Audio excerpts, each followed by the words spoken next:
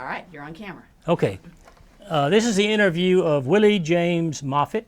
Yes, He was in the U.S. Army, correct. and I understand you've already met the associated people around here. Yes, So let's go into the interview. Are you ready? yes, I am. Remember, this is going to be a conversation. You can say whatever you want to, use any language you want to, just whatever is in here that needs to come out.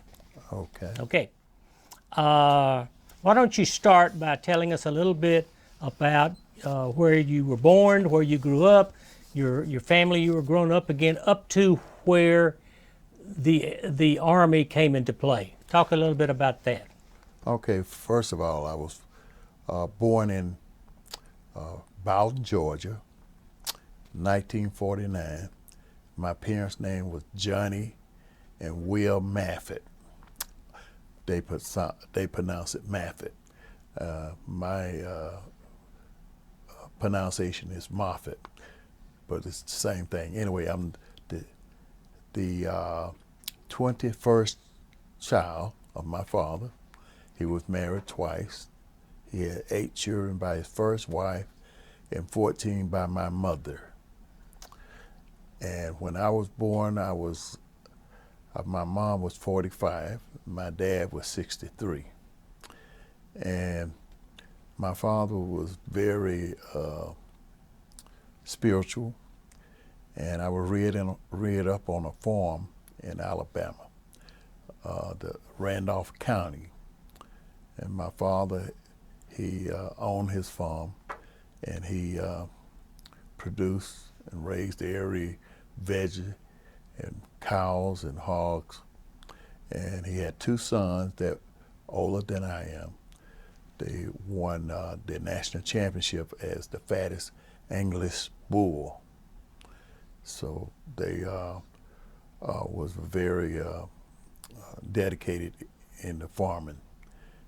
By me being the youngest son, my dad always took me around while he was doing business.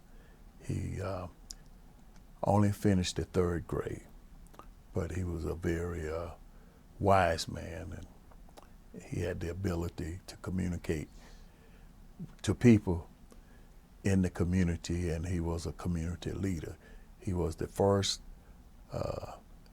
African American to supply a bus service for the community, because at that time the school was segregated and there was no bus transportation for the African American kids. So my father took his personal vehicle and used it to transport the students back and forth to school. So the county at that time, they started paying him for gas service. And then later on, the county decided to provide bus service for the black students to go to and from school. But as a youngster growing up, I used to walk about 3 miles to school and from school. So I learned at an early age that my parents was very spiritual, and they always want us to live by the golden rule. And the golden rule was, do unto others as you have others do unto you. And that was our motto. We went to church. We interact with the Caucasian, because I didn't have any black close neighbors. And the neighbors around me was white. And we all played and worked together. We ate at the same table, so there was no racial divide at that particular time. The only time it was segregated when we went to school. But after school, there was no problem in the community. Everybody got along, everybody knew each other. And it was unbelievable. And I didn't experience any racial tension until I got in high school. And that's in 1964 when they did the, I believe it was the freedom of choice. So at that time, you had a choice to go to the white school or stay in the predominantly black school. So I chose to, one of these, my teachers asked me to be a substitute driver, bus driver, at the age of 17. So I took that responsibility because I was a assistant superintendent of the Sunday school. So I was trained to be a leader of men. And at a young age, that responsibility of about 30 kids was put in my care to transport them safely from home to school and back home without speeding or an accident. And for 2 years, I had an outstanding record. So my senior year in high school, I was contemplating on college. So I played sports, basketball, and I was good enough to letter in basketball. So there was a college that was looking at me, which was Lawson State University. It was Lawson State Junior College at the time. We known it Junior College, but they changed the name to Lawson State University now. And so I went there as a student athlete, and I was my freshman year, and 3/4 through my freshman year, I ran out of money because I didn't want to take out a loan because my mom was, my father had passed, my mom was at home by herself, and I didn't want to have that burden on her trying to pay the loan back, and I didn't want to put the lien on the property. So I chose to drop out of school to work for a semester and then return to school. But while I dropped out, I got a draft notice. And my mom knew I had a draft notice, and she said, well, you're going back to school, you're not going to the military. I told her that I was going back to school, but secretly, I heard that the Vietnam War, I knew it was going on, and I didn't want to go to war. I didn't want to go to Vietnam. So I talked with some of the other guys that had been in service. They advised me that, said, if you volunteer, then you can get your duty station that you choose. So instead of being drafted, I said, well, I'm going to take an additional year and choose Germany, so that way I won't have to go to Vietnam. So I signed up for the Army, and I requested that I get transportation as my responsibilities as a duty. Is this about March of '69? This is around March '69 when Okay. this happened. And my mom, she was very upset. I said, well, Mom, I don't have the money to go back to school, but if I go to the military, I'll be able to pay my way. That'll be less burden on you. Plus, I'll be able to send some money back to help you. Because she didn't have any income, she wasn't able to do any farming, just her little garden. But prior to that, when all the kids were there, they was able to farm and raise enough food to sell to the community to make money, to make ends meet. So I went to the induction station in Montgomery, Alabama. That's where I was inducted into the armed forces. So when I got there, it was a totally different experience of what I thought. It was a big room, and I guess it was about 400 or 500 of us guys, and they asked us to line up. And the first column of men was asked to step forward about 3 feet, and the second column asked to step forward 2 In the third column, well, they said, well, you all going to the Marine Corps. And I was in the second column. So it was a relief for me. I said, thank God I don't have to go to the Marine Corps. Even though you sign up for the Army, they still was drafted into the Marine Corps because a lot of the young guys that was in the Marine Corps was getting killed in Vietnam. And Army guy was getting killed in Vietnam. So 68, 69, I graduated in 68. 69, that's when I was drafted in March 1969. So I was sent to Fort Benning, Georgia. And my first experience with the military was when we got there, it was in the evening, about dusk dark. And this big guy come on the bus and said, y'all don't have no parents. Everything that you have been taught, forget about it. I'm your daddy, your mama. From this day forward, whatever I say, go. And he called us and said, you maggots, you got 3 seconds to get off this bus. And if you don't get off in 3 seconds, you'll find out what the military is all about. And he cursed us, said, you SOBs, move. And everybody tried to get off the bus at the same time. You're talking about 40 people. So it was funny, but we were scared. And then once we got out, he said, the first thing I want you all to do is line up. Everybody lined up. He said, you're in the Army now, so I want you all to go there at the barber shop, sit. So everybody had to go in and get a haircut. So haircut, shave.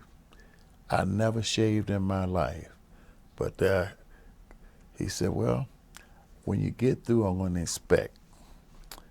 So after the haircut, they came around and checked, made sure every man had been shaved. I had a little peach fuzz, not a beard, but a little fuzz. He said, well, we got one. And I had a tendency to keep a smile on my face.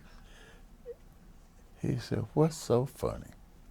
And after that, he cursed me. He made me shave with a dry razor. And my face bumped up. He said, from this day forward, I don't ever want to see any fuzz on your face. And I thought that was the end of the world. That was just the beginning. And the next day, we were signed to our border. We had to get measured for our uniforms. Then we started our training. He said, every swinging ding-a-ling, move when I say move. And he had Smokey the Bear hat on, and he pull it off, and he come by and hit you with it. Said, you going on, let's see what they call it,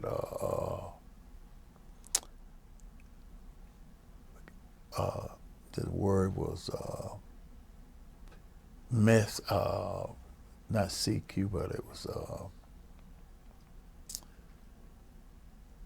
kitchen patrol.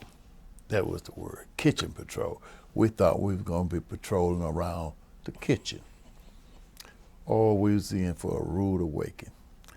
We had to peel potatoes, wash pots and pans, not only for breakfast, lunch, and dinner. And we didn't get off until around 10, 11 at night. And all the pots and pans had to be grease-free. they would come around and inspect. If there was any grease on a pot or pan, that means you had to do the whole batch over again. So you learn at an early age that the military believe in cleanliness and they want it their way. If they said 9 o'clock, don't show up at 8:59. You need to be there 10 minutes before, because at 9 o'clock, they ready. They want to be moving. So I had to make a lot of adjustments. I had to grow up fast and I thought I was responsible, but I wasn't fast at dressing for the military. So you had 5 minutes to eat. And sometimes you didn't have time to talk. You didn't walk anywhere during your training, basic training. You ran everywhere. You ran to eat. You ran to use the restroom. You didn't walk nowhere in the company area. Everything was you were running. So this went on for 8 weeks. And then we graduated. And then that's when we was going into our chosen field of specialty. And I had signed up to be a truck driver. So for 5 weeks, I was going to Fort Jackson, South Carolina. And I was excited to get out of basic training. So I got a weekend to come home. When I came home, I felt so proud and that I had passed and graduated from basic training. And my mom, she said, you're bigger. Oh, I had put on about 15 pounds of muscle. She was excited to see me. And the community was excited.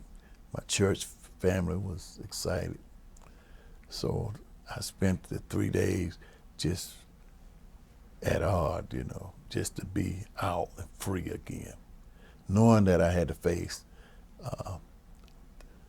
my training in Fort Jackson. I'd never been to South Carolina. So that was going to be an experience, and I didn't know what to expect in driving school. So I get to return to my duty station in Fort Jackson, South Carolina. And I get there, didn't know what to expect. There's 40 other people that was assigned to the same class that I was. So we all had to learn how to drive a military vehicle, which was the Jeep. And it's the most difficult vehicle to drive in the military fleet. It's small and it's very easy to flip over.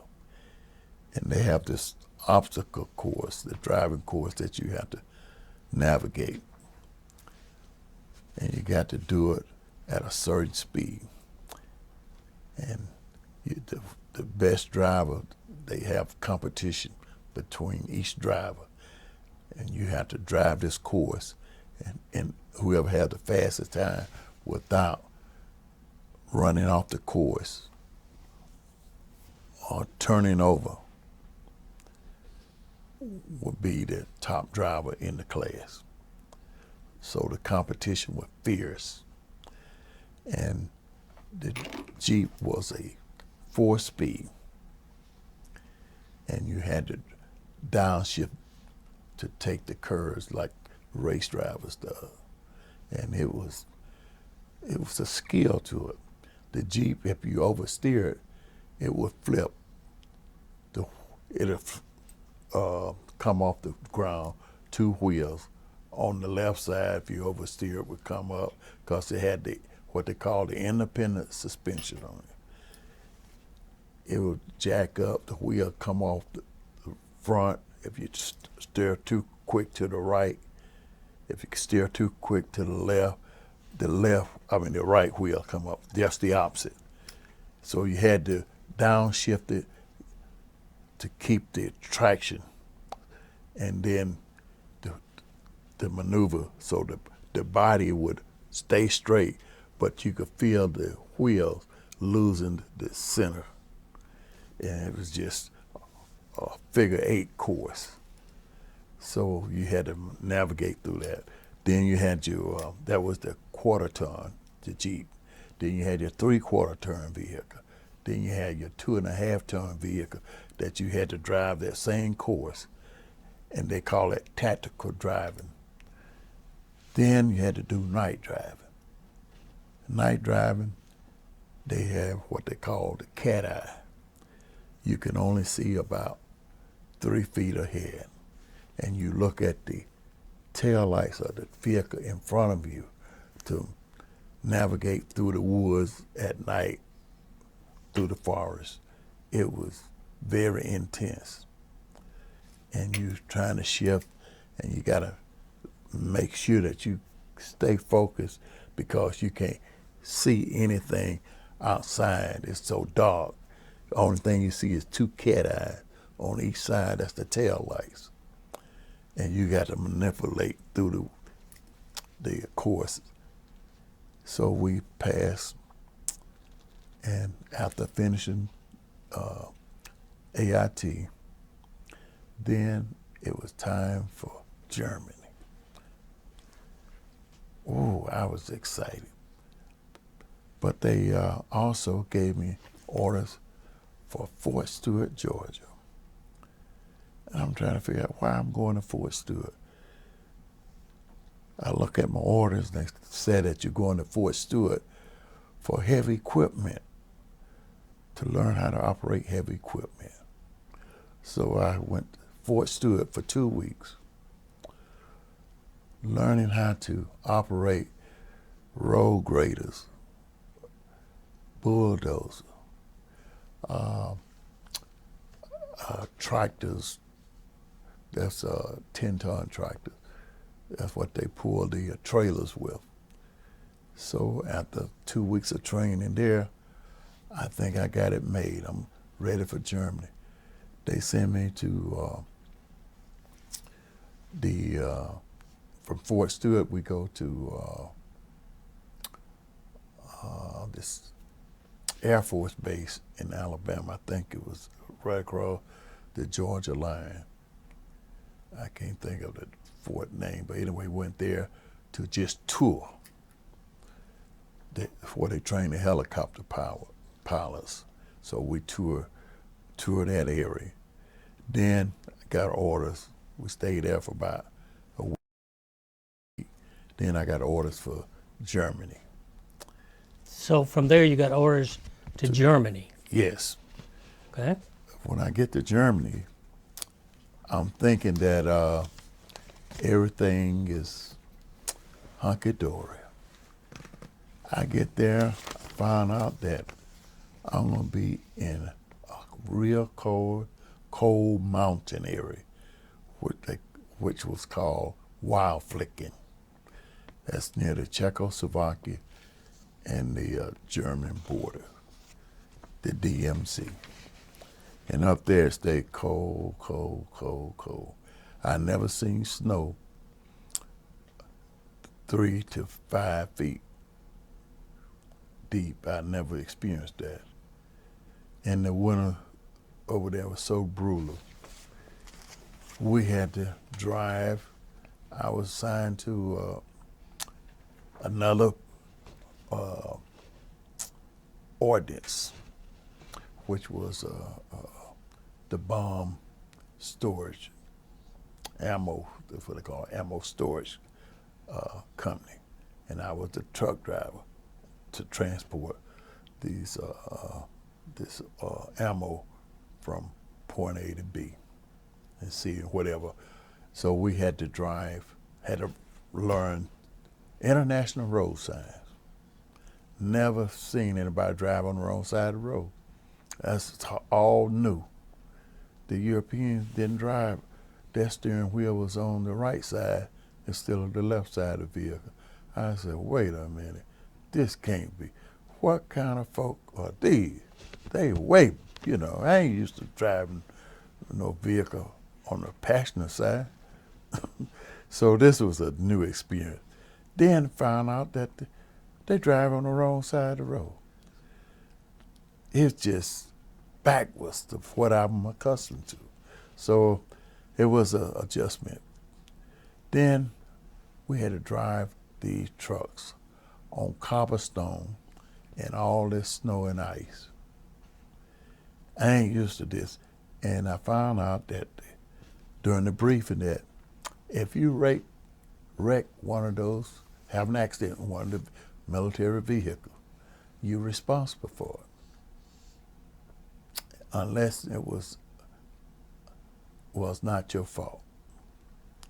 So that was, I think the cheapest vehicle was about $3,000. That was the Jeep. And most vehicles we were driving was 2.5 tons. I said, wow, I can't afford to pay for none of these vehicles. So that means I had to be extra careful in driving. My first experience was I was chosen to be the courier for the company. That means that I had to drive all day transporting classified material from the company to battalion. So it took me, this was about 4 hours to get there and 4 hours back. So that was my job for about 3 months. I was driving to and from. Then I get orders to bomb holder, transfer from wild flicking to bomb holder. I'm thinking I'm getting a better assignment. I found out this is way out in the boonies. The bomb holder, this is where they store all the nuclear warheads. So I'm a truck driver. I got to have a top secret clearance to be in this unit. Now, I didn't know that they had already did a background check. So I got my secret clearance. So I was assigned to this unit. And what we was doing, we was assigned to NATO and the Tomahawk missiles. We was transporting those from a secret location. And I never been underground. But anyway, make a long story short, we were so in a remote area that they gave us isolation pay. So that was an increase in pay. I said, wow. But I didn't see no civilian, nothing but farmland. So stayed there for about 5 months. And then I was assigned to another unit, which was ordnance also. And when I was assigned that unit, we was right outside of Mainz and Kazan Slaughter, K-Town, okay, then Wiesbaden Air Force Base. So we made rendezvous with all those places.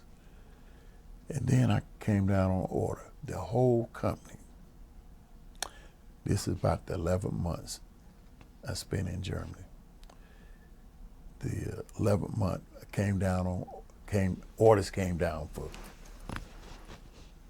Vietnam. And I had heard so many stories about Vietnam, what to expect. I had no idea. So when we get orders, I come home for 45 days. I get a leave before I went to Vietnam.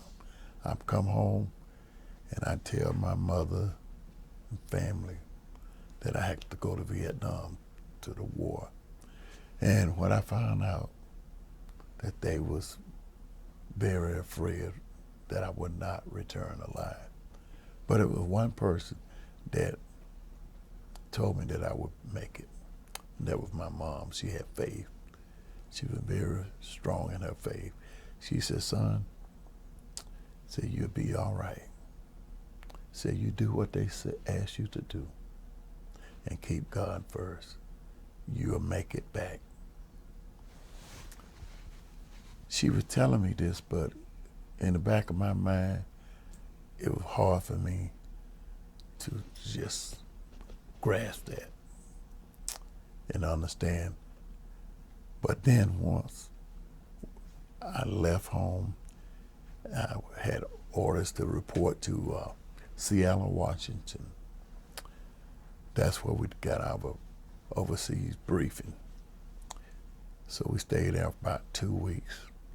We were doing what they call jungle training. I'm thinking we going to the jungles. So we get all about 300 something, let's get on a flight from Seattle, Washington to Anchorage, Alaska. From Anchorage, Alaska to Japan. Then we get to Japan, we stay over probably 3 hours.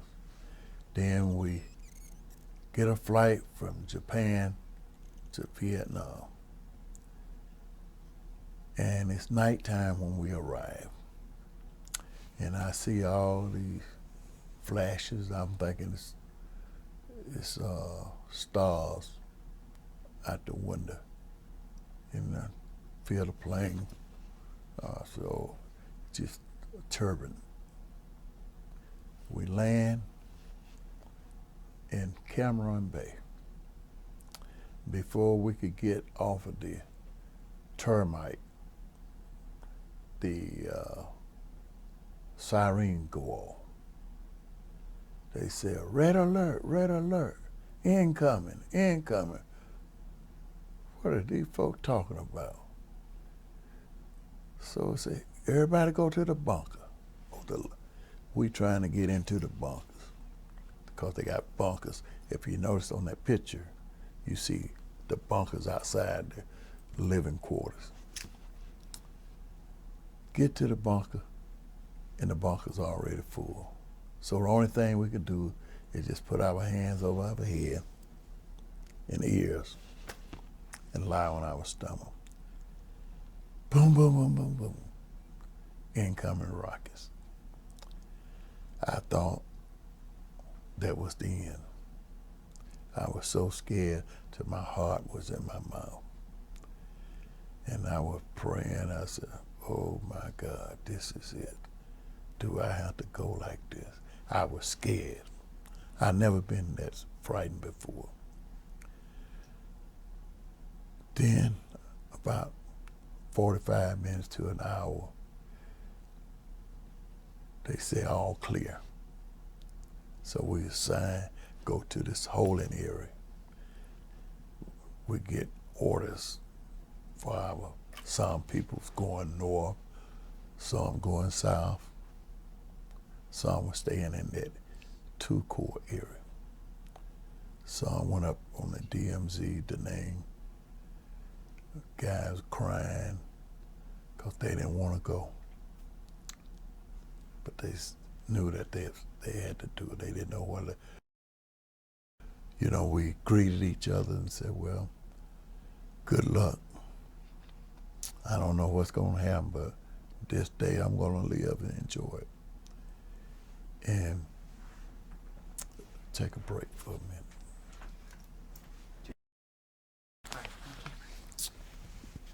Okay. Some of the veterans was going up north. They knew that it was going to be very dangerous assignment. Some was chosen to, they thought that because they had desk MOS, office job MOS, that they wouldn't be going to the field on the front line. They, wherever soldier was needed, your basic training was infantry. So that's where you would go. If they needed 10 people, that's what they got, 10 soldiers. And regardless what your MOS, your specialty, what we call, whatever your MOS was, your first MOS was infantry. If you was a cook, clerk, regardless, if they needed a soldier, that's what they got. And whatever they needed in that particular company that you was assigned to, that's the position you fill. And unfortunately, some did not get their MOS. And it was a sad day because people that you came over with going separate ways. They had a buddy system set up. So the guy I came over with my buddy, he went north. And that was the last time I heard from him. And when I look at my pictures, I didn't see him no more. He was killed. So I was assigned to the 606 Ordnance Company in Cameron Bay. And when I got report to my company, the first sergeant, he looked at my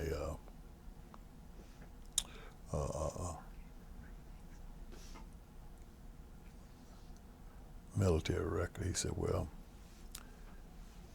he said, you have some training as a truck driver, so I need a dispatcher. He said, but you'll be signed to the motor pool. He said, now what I want you to do is you have to train the Vietnamese how to run and how to maintain the records of this equipment. So my first assignment was to train Vietnamese Army soldiers how the military, the U.S. military, maintain their maintenance records. And my title was a maintenance data specialist. And I had a motor sergeant, and it was in a consolidated motor pool where we had about 150 pieces of equipment, from forklifts, heavy terrain forklift, to move those heavy pallets. That's what we did in 18-wheelers. And my job was to make sure that all those vehicles was operational. And I had to keep a daily report. I had to do a daily, weekly, monthly, quarterly, and annual and semi-annual report, because the commanders need to know the status of the vehicles, the fleet, what was operational and what wasn't operational. So there were several jobs I had to do. I had to order petroleum for the vehicle.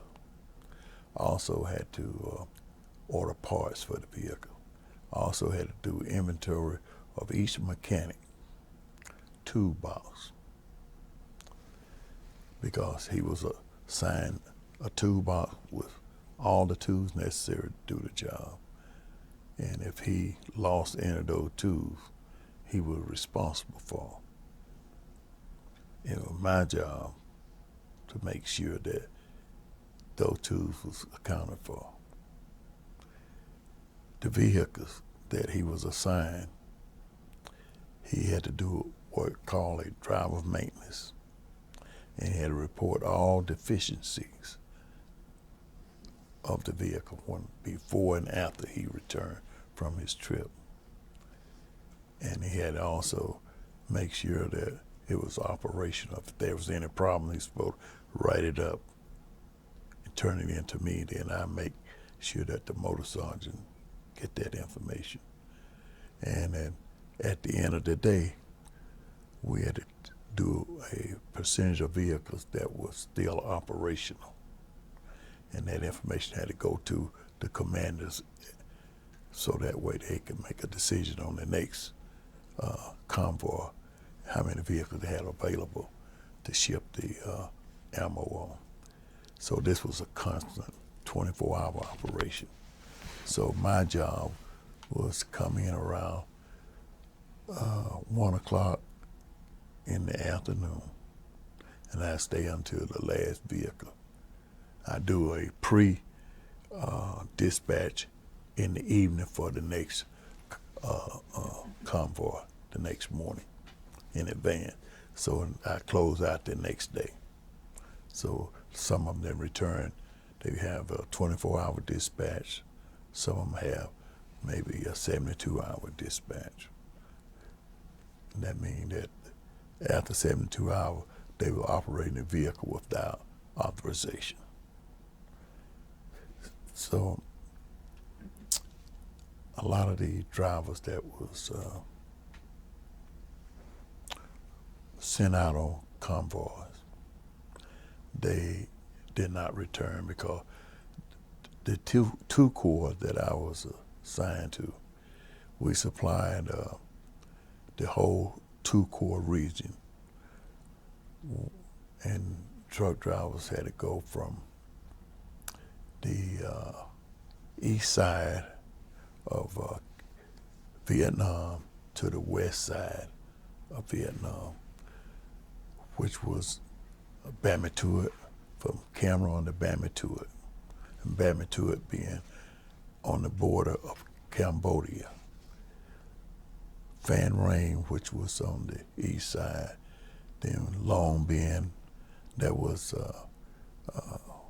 in Phu Bai, Nha Trang, Dot, Phu Cat, Dot To. It was just a constant convoy back and forth, and then going through this one area, Bam Tuot, they called it Bam Tuot Pass. It was the most dangerous route because it was going through the mountain area, and constantly the convoy was attacked. They were rocket.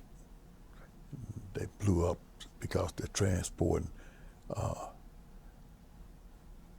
fuel, truck fuel, airplane fuel, and ammo. All those are hot items, very explosive.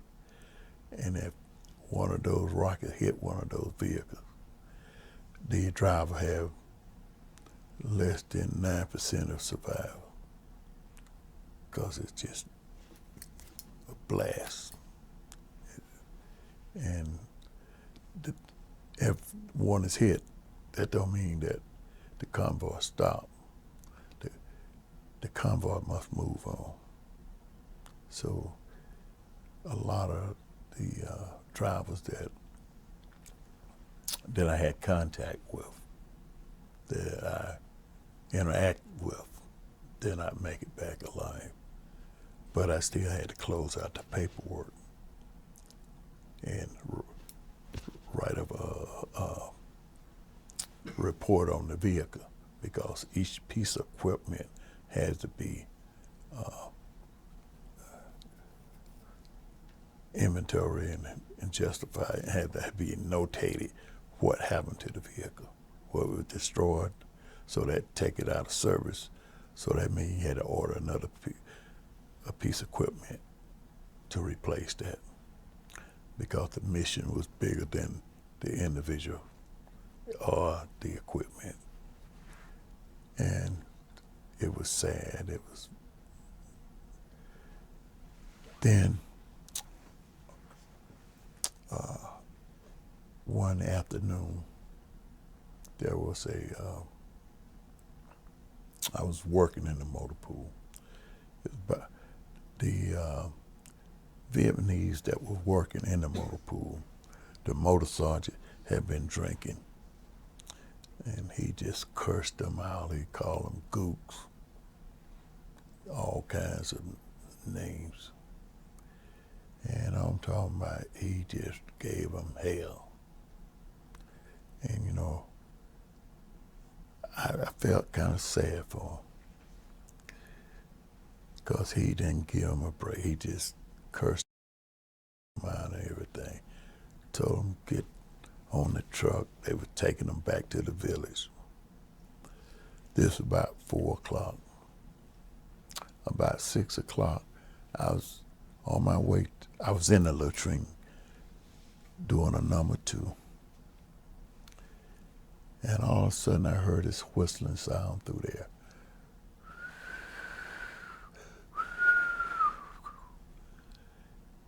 And I knew that sound was incoming. I didn't have time to pull my trousers up. I just dove out, hit the ground.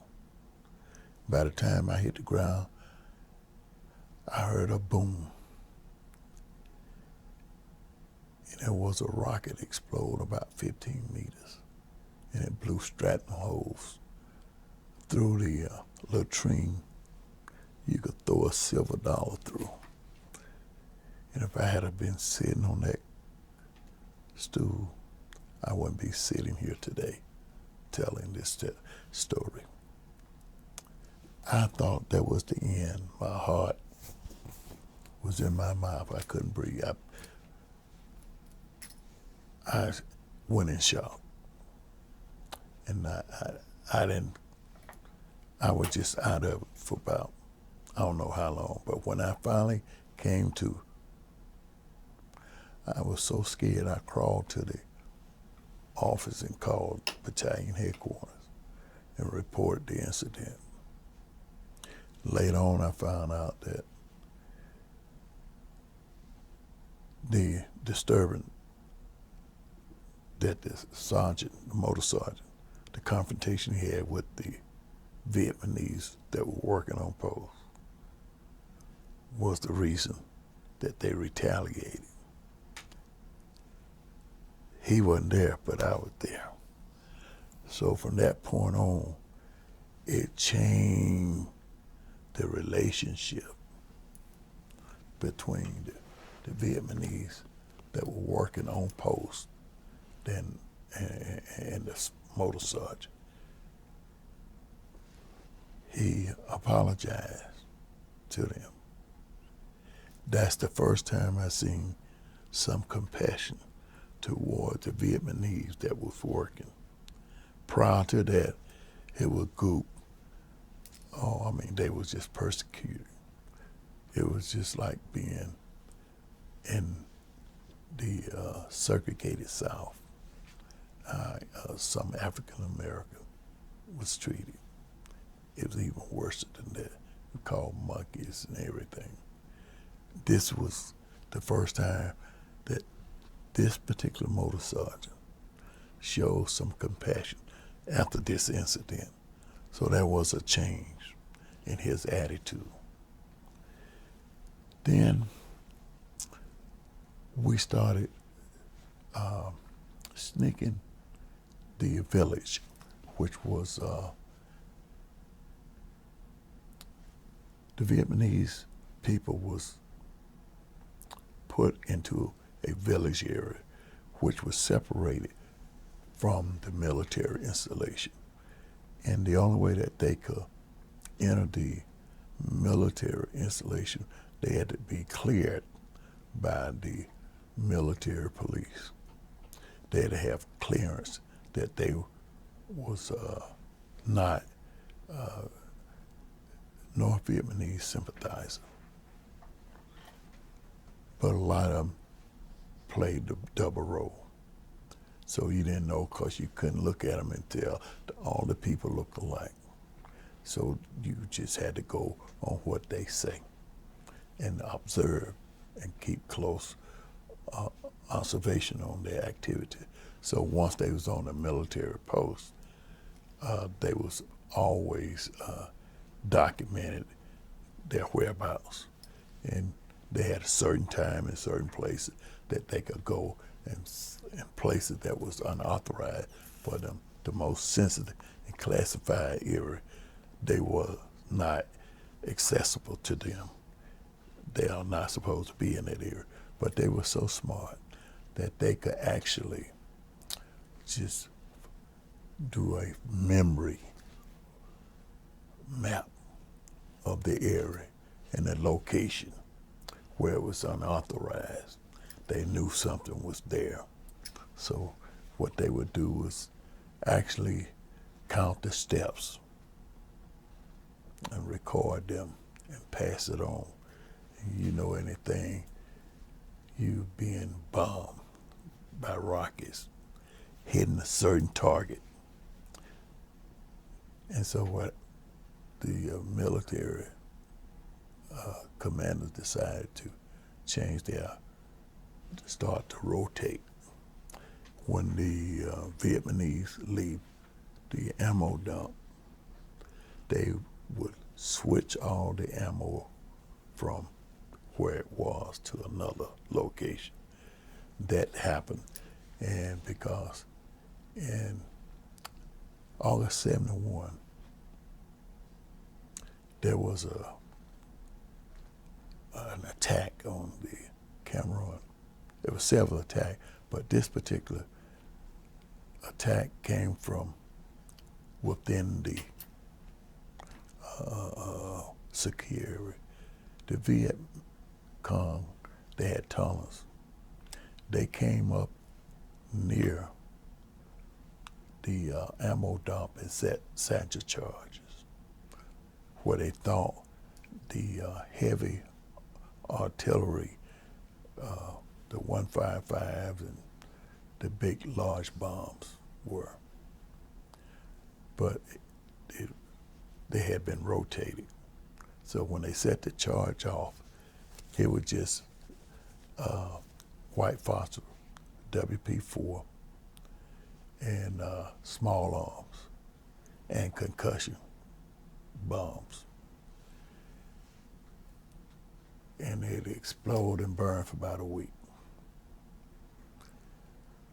But the casualty was limited because it wasn't a heavy bomb.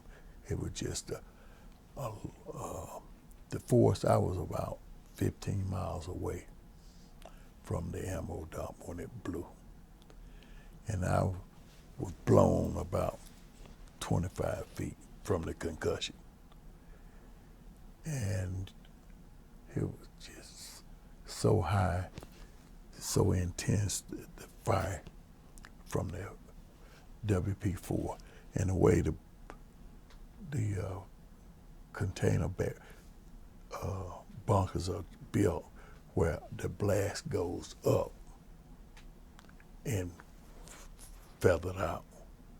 So that's the only thing that saved a lot of life, because the concussions, the force from it was so strong. They had a whole bunker of concussion grenades, white phosphor, and small arms, and just pop, pop, pop, pop, pop, pop. Whew. And it was dangerous, because they had the whole post went on red alert. lockdown. That means everybody became a guard because you had to go to the perimeter and secure the ammo dump. All the there was a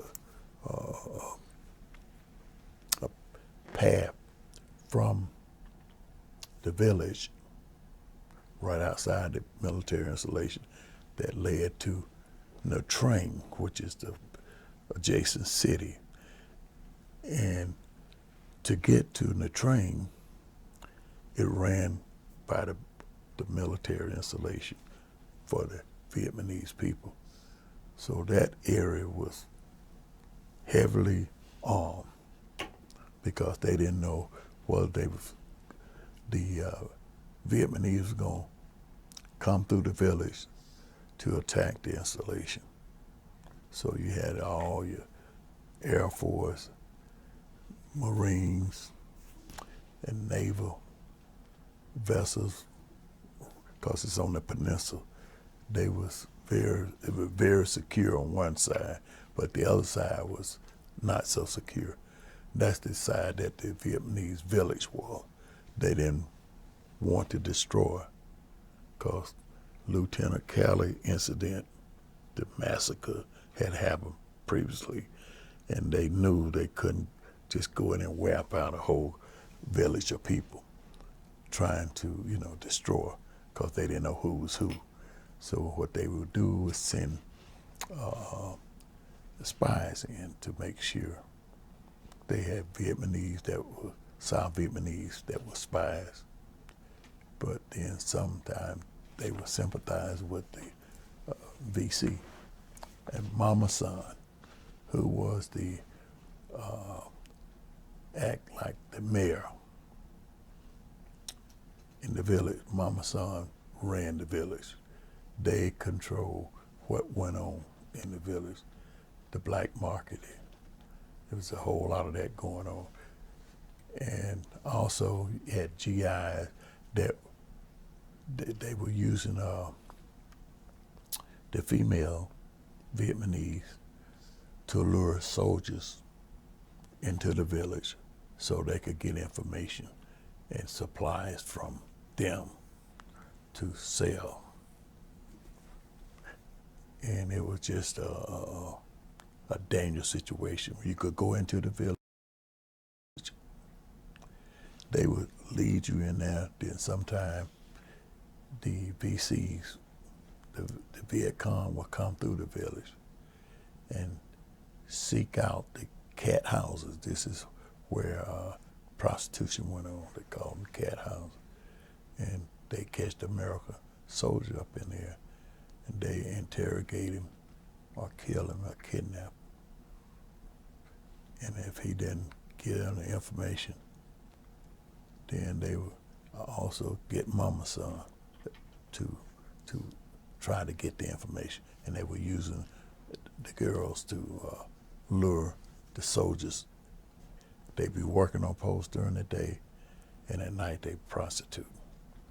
So this is the way that they was getting information and getting the soldiers confident so they could get in areas that they weren't supposed to be and get that information, because they would get them drunk and you drinking and you working in a sensitive area. They were very smart. They knew how to swindle and bribe you. So you had to be on guard. So this action was going on. And one incident where me and a friend, we decided that we were going to go sneak in the village. While we was in there, we was trapped. And there was other vets, and we heard them screaming and hollering. Mama Son hidden us in a tunnel under her bed. They came through searching. She said, ain't nobody here, but they left the money. They were using military pay certificate. That's what because you didn't have green, regular American currency. The military paid off in military certificates. And Mama Son gave them money. Said, this is the money that I made from the GIs that were here, but they gone. But we were still there. And we heard other GIs screaming and hollering because we knew that something was going on. She alerted us and she saved our lives. It took us 3 days before we could get up out of there. So when we get back to our company, we was considered AWOL. So we told our story to the company commander and the first sergeant. We weren't the only person that told the same story. So through the collaboration, they did not give us an Article 15, but they said they were going to take care of the matter. So it wasn't in our record anywhere.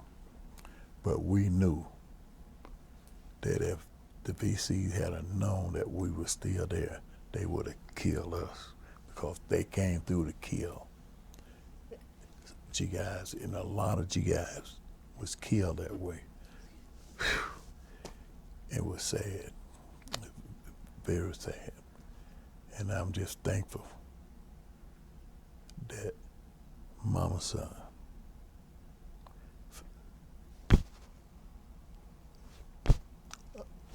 saved my life.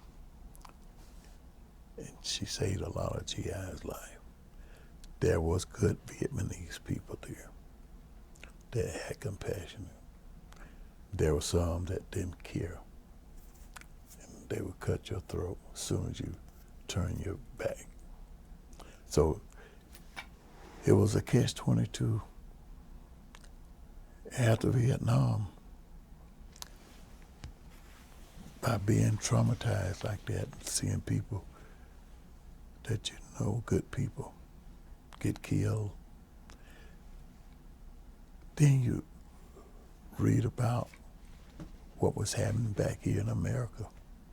There was a lot of racial tension going on. There was a lot of propaganda being stated by the Viet Congs there, saying that you don't have no fight over here with us. Why are you here? Black GI, you ain't got no fight with us. You ain't got freedom at home. Wow. So that raised another, what are we gonna do? We hear the propaganda. They were trying to get the black soldier to rebel against the federal government, the U.S. government. But we as people, this is not our home. But if we abandon the mission, then we abandon our family back home. So we got to fight. Regardless of what's going on back home, we got to survive here. We have a mission. So that's what a lot of the soldiers chose to do. Some did not. Some chose to go to jail to save their life. They was given Article 15. They refused to go to combat, go to the field. They go on one tour in the field, and they come back to rear for R&R. They wouldn't go back. They go AWOL. They said, I'd rather go to jail than go back to war to fight. Said because if the same thing happened in back home, I don't have freedom back home. Why should I be over here fighting? So the black soldier was caught in between. It was a fight within a fight. And the soldier was, after the Martin Luther King assassination in '68, the tension in the military there in Vietnam changed.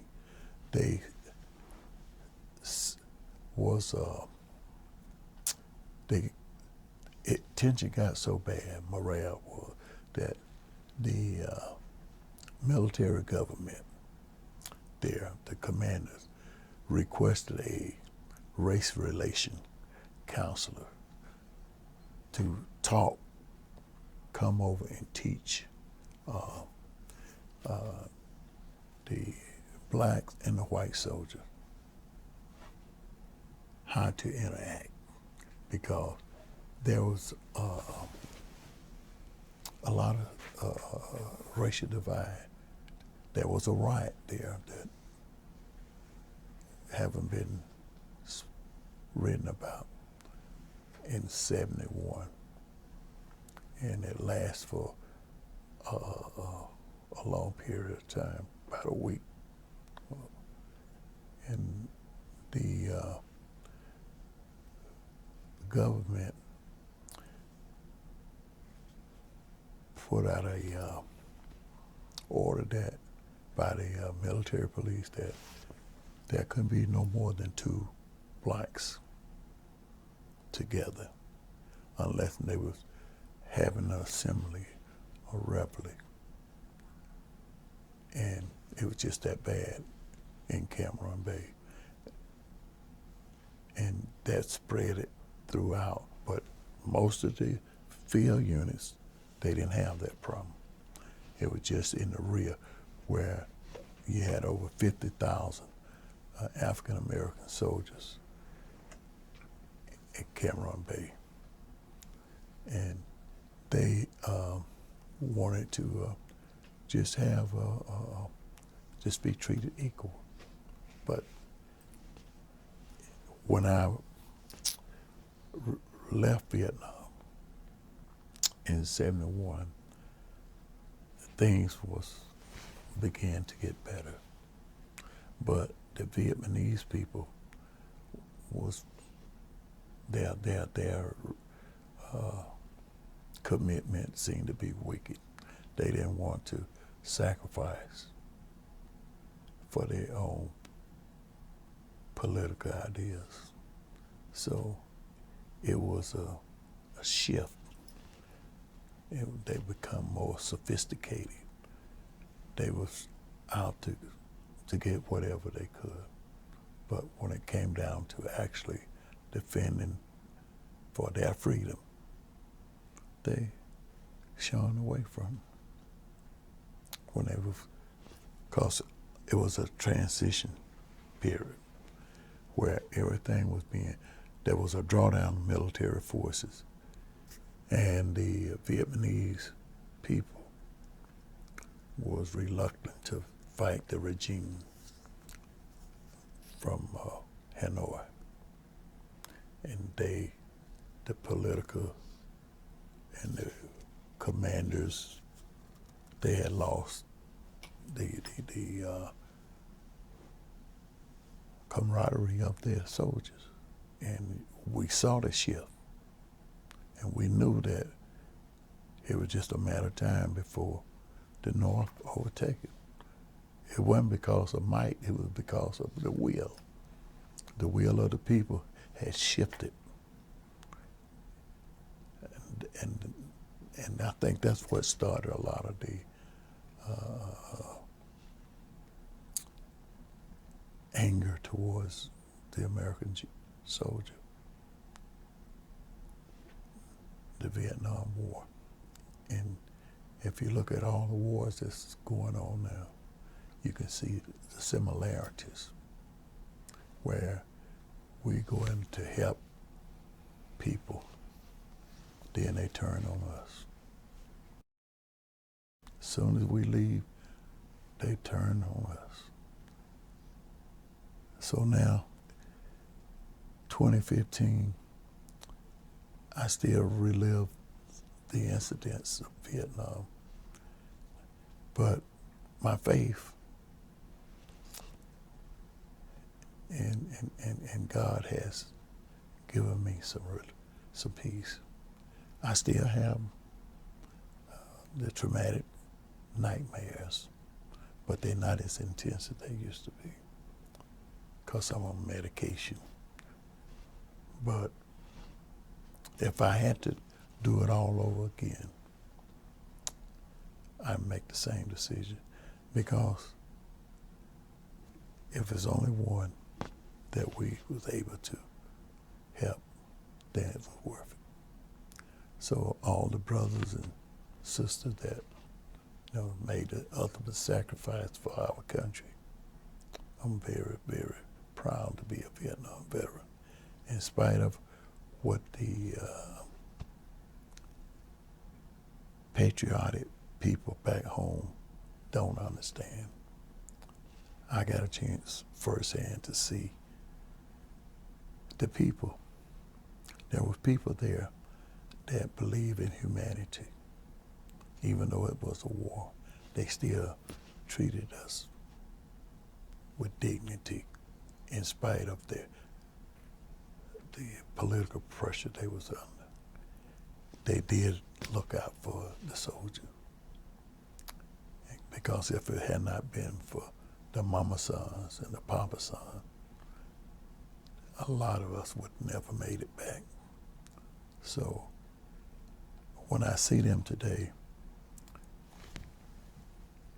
I forgive them, because they was only doing what they was trained to do. And just like we are freedom, they want freedom. Now, freedom is not cheap. So I noticed, and I heard from some of the soldiers that returned to Vietnam, and it's a whole different place now. So what they was asking was our fighting in vain? We may not have achieved the ultimate, but as a people, the country's better off, because both countries are communicating now. They collaborating. They are not at war with each other. So that's a big thing. So people are able to travel back and forth and see where they have fought from both sides. They have met. And there's Vietnamese, North and South Vietnamese soldiers that's in this country now that know that through it all, they found some humility and some peace, because there's no war there. And I'm just thankful that I survived it and was able to share some of my stories with the generation to be. Maybe to help someone understand that in spite of war, there's still love. We still can love and communicate with each other. And that is what I'm trying to achieve now, is have some peace within me. And hopefully I could share some love with someone else through my story and bring some closure.